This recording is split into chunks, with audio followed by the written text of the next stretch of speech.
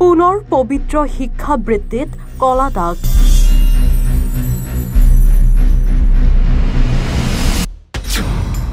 এজন শিক্ষকৰ কৰ্মকাণ্ডই লজ্জানত কৰিলে শিক্ষক সমাজক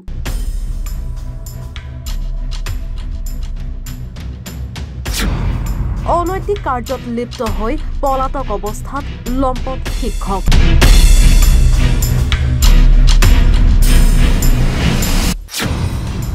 ঘটনাৰ সন্দৰ্ভত ৫ শিক্ষকৰ বিৰুদ্ধে এজাহাৰ দাখিল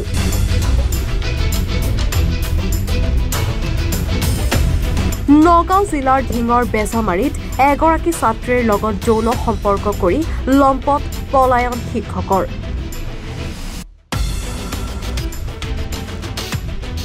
এই ঘটনাক কেন্দ্ৰ কৰি অঞ্চলটোত চেপা উত্তেজনাই বিৰাজ কৰিছে ১৭ জানুৱাৰীৰ দিনা ছাত্ৰীগৰাকীক বিয়া পাতিম বুলি কৈ লৈ গৈছিল কৰ্মস্থলী চাপানলালৈ চাপানলাৰ এটি গৃহত ৩ দিন আবদ্ধ কৰি ৰাখি ছাত্ৰীগৰাকীৰ ইচ্ছাৰ বিৰুদ্ধে চলাই গৈছিল যৌন সম্পৰ্ক চাপানলাৰ ঘাচি বস্তিত প্ৰাথমিক বিদ্যালয়ৰ প্ৰধান শিক্ষক আফতাব আলী এহছানৰ এনে কাণ্ডই শিক্ষক সমাজক লজ্জিত কৰিছে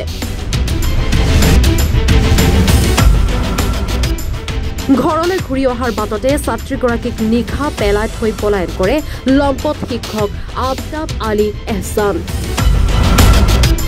তাৰ পৰাই গাঁওৰক্ষী বাহিনীয়ে ছাত্ৰীগৰাকীক উদ্ধাৰ কৰি চমজাই দিয়ে পৰিয়ালক তাৰ পাছতে এখন ৰাইজমেল বহি এসপ্তাহৰ ভিতৰতে ছাত্ৰীগৰাকীক বিয়া পাতিব বুলি শিক্ষকৰ পৰিয়ালে এক চুক্তি স্বাক্ষৰ কৰে এগ্ৰিমেণ্ট কৰাৰ পিছত আমাৰ ঘৰত মোক লৈ আহিলে লৈ অহাৰ পিছত 7 দিন এগ্ৰিমেণ্টটো উকলি যোৱাৰ পিছত মোৰো মানে মাইণ্ডটো ঠিক নাই আৰু যিহেতু মোৰ লগত সিহঁতে এনেকৈ খেলি মেলি কৰি আছে ইদিনা নহয় সিদিনা সিদিনা নহয় সিদিনা এনেকৈ বিয়া পাতি আজি 15-20-25 দিন হৈ গৈছে তো তাৰপিছত মই নিজেই সিহঁতৰ ঘৰত গৈছোঁ যে এগ্ৰিমেণ্টটোতো পাৰ হ'ল এতিয়া কি কৰিব এতিয়া সিৰ মাকে আহি মোক মানে পূৰা মাৰধৰ কৰি আছে পূৰা সিহঁতৰ ফেমিলি যিবিলাক চিঞৰি দিয়াত পূৰা মানে সিহঁতে আহি লাঠি জাৰি মফিজ মাষ্টৰে ইমান ডাঙৰ ডাঙৰ লাঠি লৈ আহিছে আৰু চবেই মানে সিহঁতৰ খুৰা বিষ কোনে খুৱাইছিল বিষ সিহঁতে সিহঁতৰ দাদা বৌহঁতে আৰু ল'ৰাৰ মাকে আফতাবৰ মাকে মোক এনেকৈ নাকত চেপি মাৰি ধৰি মুখত ঢালি দিছিলে পাছত তাৰ পৰা আপোনাক কোনে উদ্ধাৰ কৰিছিল তেতিয়াতো মই প্ৰায় 1.5 ঘণ্টা টাইম মই তাতে কান্দি আছিলোঁ কোনোৱে মোক মানে একো হেল্প কৰা নাই তাৰপিছত আৰক্ষী বাহিনীয়ে মোক তাৰ পৰা উদ্ধাৰ কৰিছে তেতিয়াওতো মই উদ্ধাৰ কৰি পেলাই ডিং এফআইআৰত আপোনাক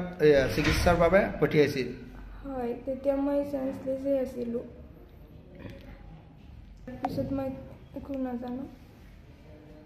ৰাতি পাৰ হৈ যেতিয়া তাতে মোক মানে সিহঁতৰ দাদা সিহঁতৰ চবেই মিলি মোক গাড়ীৰ পৰা চিচৰি মানে চুলিত টানি আজৰি মোক মানে পেলাই থৈ যাব খুজিছিল পিছত তেতিয়া মানে ইয়াত থকা বিডিঅ' পাৰ্টি আৰু গাঁৱৰ ৰাইজবাসীয়ে তেখেতৰ গাড়ী আটক কৰি ধৰি পেলাই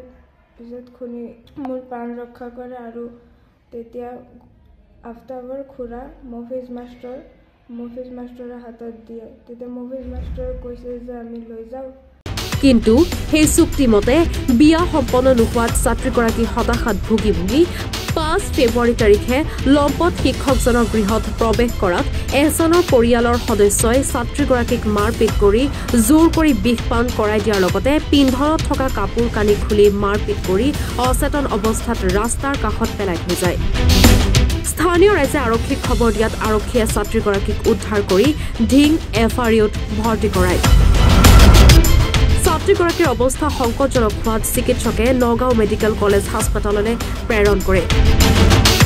সম্প্ৰতি ছাত্ৰীগৰাকী নগাঁও চহৰৰ মেট্ৰ' হাস্পতালত মৃত্যুৰ সৈতে যুঁজি আছে বুলি জানিব পৰা গৈছে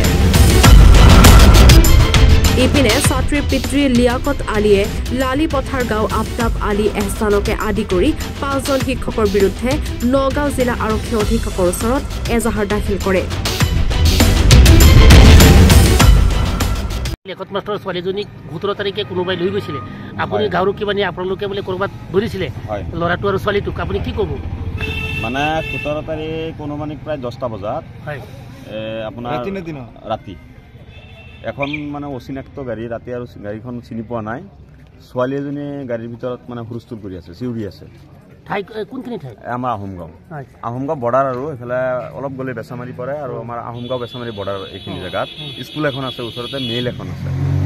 ছোৱালী এজনীয়ে গাড়ীৰ ভিতৰত চিউৰি থকাত আমাৰ কেইজনমান যুৱক মানে আগুৱাই গ'লোঁ আমি আৰু ওচৰৰে স্থানীয় ৰাইজ আছিল তেওঁলোক আগুৱাই আহিছে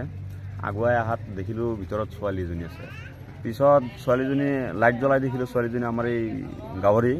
চিনিও পালোঁ পিছত ছোৱালীজনী সুধিলোঁ কি হ'ল তোমাৰ কি কথা কোৱাচোন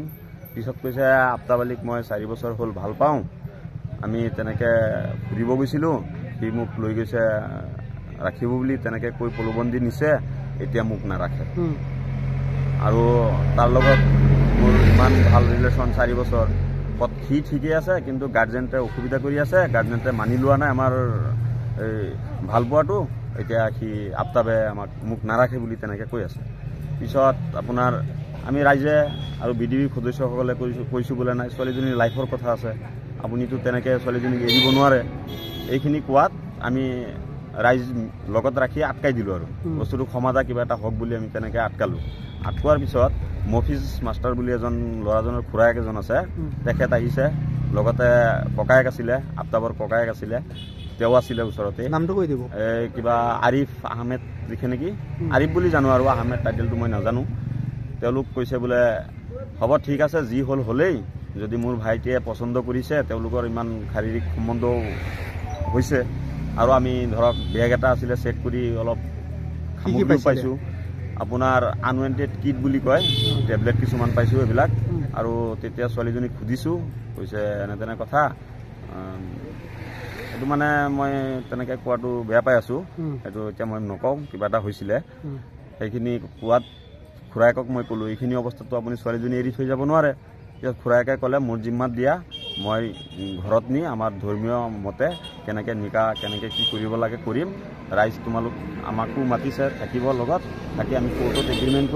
এগ্ৰিমেণ্ট কৰি তেনেকৈ আমি বিবাহ সম্বন্ধ কামটো শেষ কৰিম কিন্তু 2 দিন ঠিকেই আছে 2 দিন পিছত তেওঁলোকে এতিয়া ইউটাৰ্ণ এইটোৱে ল'লে তেওঁলোকে ছোৱালী নাৰাখে আপুনি কেনেকৈ গম পালে আপোনালোকে ছোৱালী নাৰাখে তেওঁলোকৰ ঘৰৰ পৰা মানুহ আহিছে মানুহ আহি কৈছে ছোৱালীজনী এতিয়া আপোনালোকে ৰাখক পিছত আমি আলোচনা কৰিম আমি এটাই কৈছোঁ আমাৰ লগত যিটো চৰ্ত আছিলে মফিজ মাষ্টৰে যিটো চৰ্ত দিছিলে আমাৰ ৰাইজৰ লগত আমাৰ বিডিবিৰ লগত বোলে আমি দুদিনৰ ভিতৰত এইটো সমাধা কৰিম নিকা বিয়া কি কৰিব লাগে সম্পূৰ্ণ আমি কৰিম কোৰ্ট মেৰেজ কাবিন কি কৰিব লাগে কৰিম এইটো প্ৰতিশ্ৰুতি দিয়াত এতিয়া তেওঁলোকে কৰা নাই এতিয়ালৈকে কৰা নাই আমি জনাত আৰু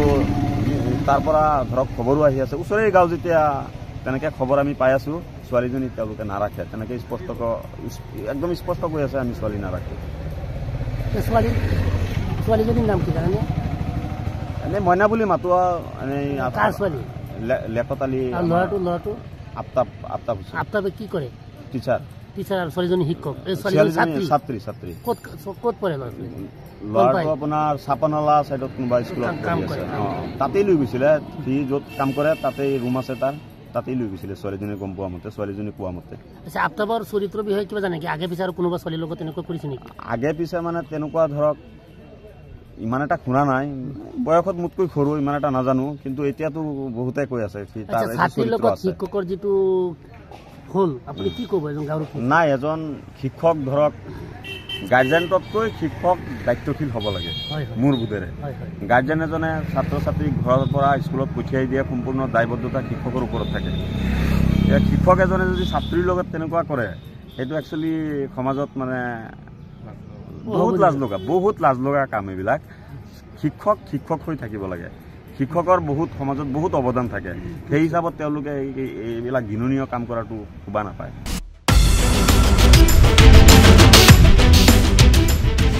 ঢিঙৰ পৰা ছাইদুল ইছলামৰ প্ৰতিবেদন এনি ভাৰত 24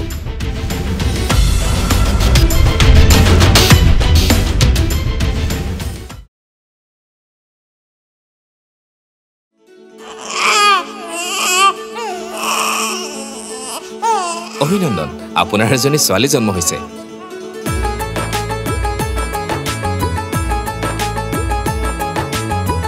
লাহি পাহিয়ে